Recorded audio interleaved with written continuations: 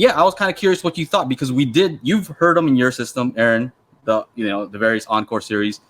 And at one point, I remember we switched from stereo to like pure direct, and you kind of gave me like that look, like, right? Yeah. When we went to pure direct, I recognize. Like, I remember that. Yeah. Well, because when I demo them, sometimes I will EQ the speakers. Like sometimes I'll run direct live, but then sometimes I won't. It just depends. I don't really, not that big of a deal, because most of what I listen to is review from like how good is the speaker itself, and will it respond to EQ, and then that's kind of it. I don't like sit and listen to it with direct run on it most of the time. Yeah. So with those speakers, I don't recall having ran direct on them. Like I did some mini DSP manual EQ, but not the full kit and caboodle. So yeah, I kind of knew what to expect when you switched over to direct. I was like, yeah, that's what I'm used to hearing. Yeah.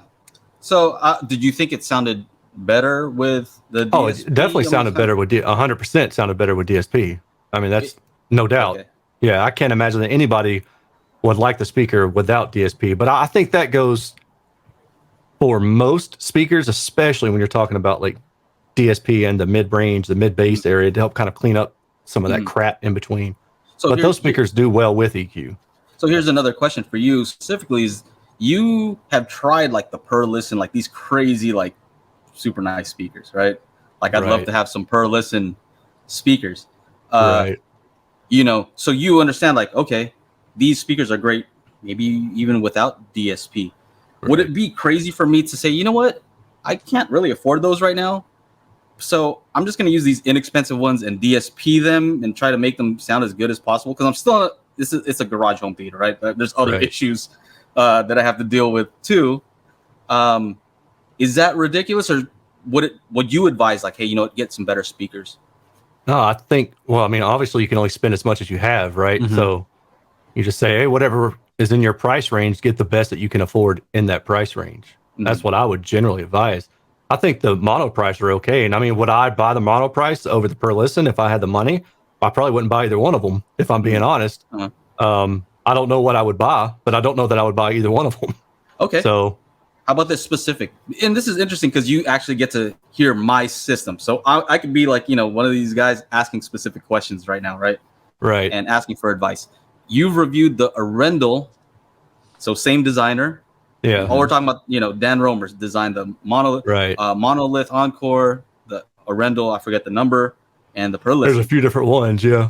So should I go with like an Arendal speaker, or what do you think? What do you recommend for my setup?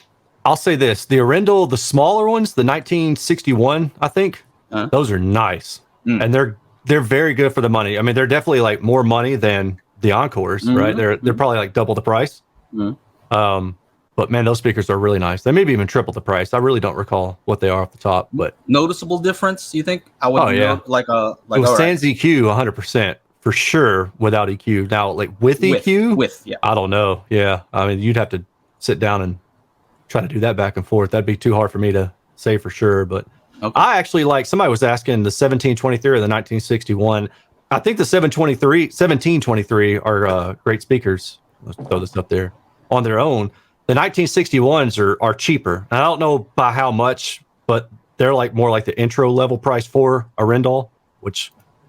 Again, I don't recall what that is, but I like the 1961. To me, that's probably the best budget speaker in terms of like mid-tier budget for home theater, right? It's not budget. Like we're not talking like Sony or Numi or mono price budget, but those are kind of like the mid-budget area, the mid to high budget area. Yeah.